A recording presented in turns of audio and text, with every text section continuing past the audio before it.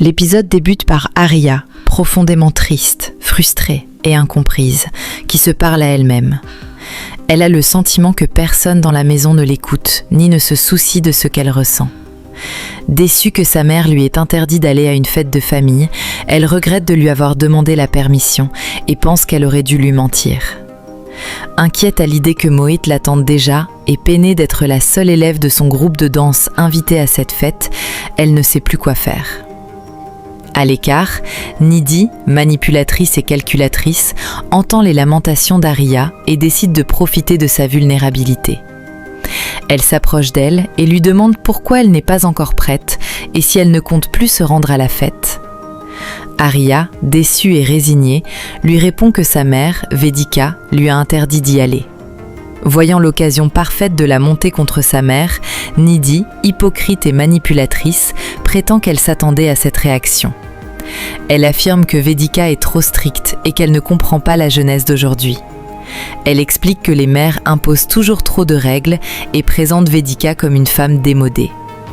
Pour gagner la confiance d'Arya, elle lui promet qu'elle sera toujours de son côté et l'encourage à désobéir. Arya, inquiète et hésitante, lui avoue malgré tout que sa mère ne l'écoutera jamais. Déterminée à la piéger, Nidhi, rassurante en apparence mais mal intentionnée, lui promet qu'elle la couvrira quoi qu'il arrive.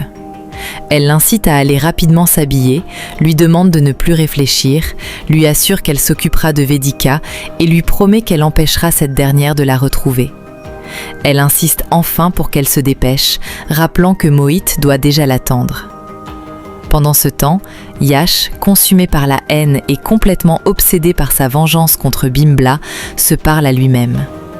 Il jure que les menaces qu'il vient de lancer ne sont qu'un début et promet de faire souffrir Bimbla au point qu'elle ne puisse jamais se remettre de sa douleur. Déterminé, il affirme qu'il continuera à la faire souffrir sans la moindre pitié. Un peu plus tard, Vedika, prise de remords et pleine de culpabilité, réfléchit à son comportement envers Arya. Elle reconnaît avoir été trop sévère avec elle et comprend que la jeune fille souhaite simplement participer à la fête avec ses amis. Convaincue qu'elle a besoin d'explications, elle décide d'aller lui parler afin d'apaiser la situation. En retrouvant Arya, Vedika, douce, affectueuse et sincèrement désolée, lui demande si elle est toujours en colère contre elle et s'assure qu'elle va bien. Elle lui explique qu'elle agit uniquement par amour et pour sa sécurité. Elle lui promet que lorsqu'elle sera plus grande, elle ne lui interdira plus ce genre de sortie, mais qu'en attendant, elle doit respecter ses décisions.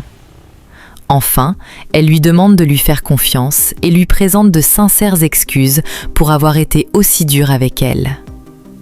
Quelques minutes plus tard, Nidhi, curieuse mais surtout manipulatrice, s'approche d'Arya pour savoir ce qu'il s'est passé entre elle et Vedika.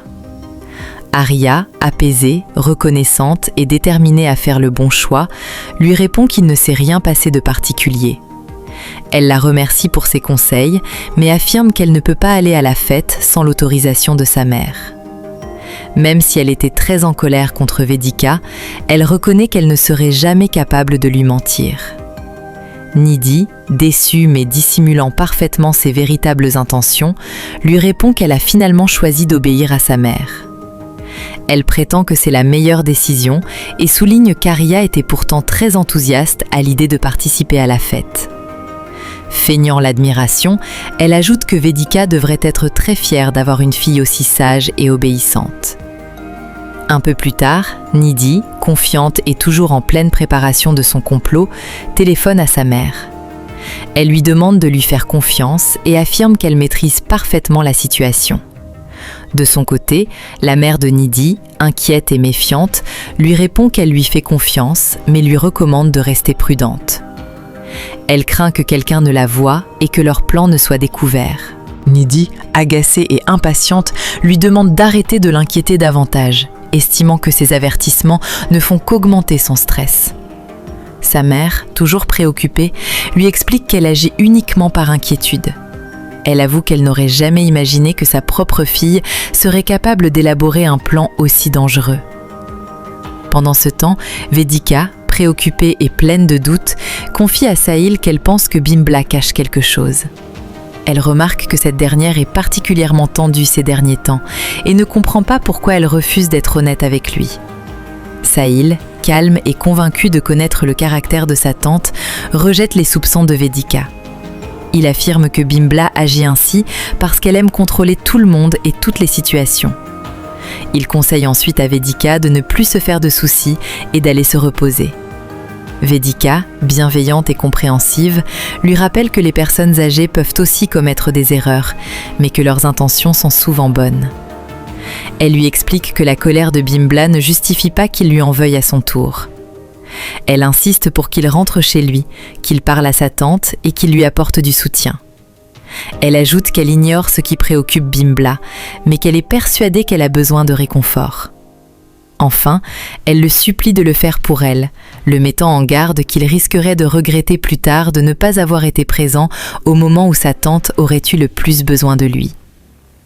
Pendant ce temps, Nidhi, froide, calculatrice et déterminée à mettre son plan à exécution, verse volontairement de l'huile sur les escaliers afin de provoquer la chute de Bimbla. Quelques minutes plus tard, Bimbla, totalement inconsciente du piège qui l'attend, emprunte les escaliers.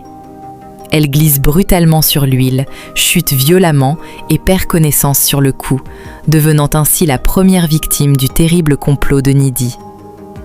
Quelques minutes plus tard, Sahil, très inquiet, angoissé et impuissant, qui demande au médecin si l'état de sa tante Bimbla s'est amélioré.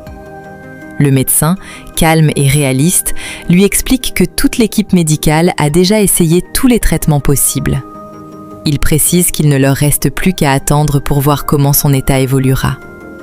Sahil, désespéré et suppliant, demande combien de temps cette attente va durer. Bouleversé, il rappelle que Bimbla est le pilier de leur famille et implore le médecin de faire tout son possible pour la sauver. Le médecin, compatissant et plein d'espoir, lui répond que, parfois, les prières accomplissent ce que la médecine ne peut pas faire. Il encourage toute la famille à prier avec foi, à garder espoir et à croire au rétablissement de Bimbla. Après ces paroles, Sahil, rempli d'espoir et de foi, invite tous les membres de sa famille à prier.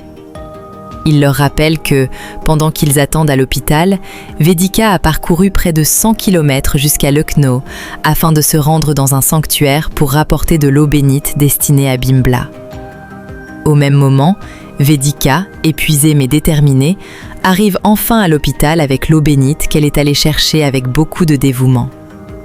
En la voyant, Prachi, furieuse et hostile, lui demande avec colère comment elle ose revenir chez eux. Vedika, calme, humble et sincère, lui répond qu'elle souhaite uniquement remettre l'eau bénite à Madame Agarwal avant de repartir immédiatement. Mais Prachi, toujours aveuglée par la colère, lui ordonne de quitter les lieux sans attendre. Elle la menace même en affirmant que si quelque chose arrivait à sa mère, elle en subirait les conséquences. À cet instant, le médecin, agréablement surpris et soulagé, annonce une excellente nouvelle à toute la famille. Le rythme cardiaque de Bimbla est revenu à la normale. Il qualifie cette guérison de véritable miracle et rappelle que, comme il l'avait dit auparavant, les prières réussissent parfois là où la médecine atteint ses limites. Il confirme ensuite que Bimbla est désormais hors de danger. En entendant cette annonce, Sahil, ému, reconnaissant et rempli de gratitude, affirme que les prières faites avec une foi sincère sont toujours exaucées. Il se tourne ensuite vers Vedika et lui déclare avec émotion que ce miracle s'est produit grâce à elle, reconnaissant ainsi les efforts, la foi et le dévouement dont elle a fait preuve pour sauver sa tante. Ainsi s'achève l'épisode 38, marqué par un miracle qui redonne espoir à toute la famille et par la reconnaissance de Sahil envers Vedika. Si cet épisode t'a bouleversé, prépare-toi, car le prochain va tout renverser. Abonne-toi et active la cloche pour ne rien manquer du drame qui s'annonce.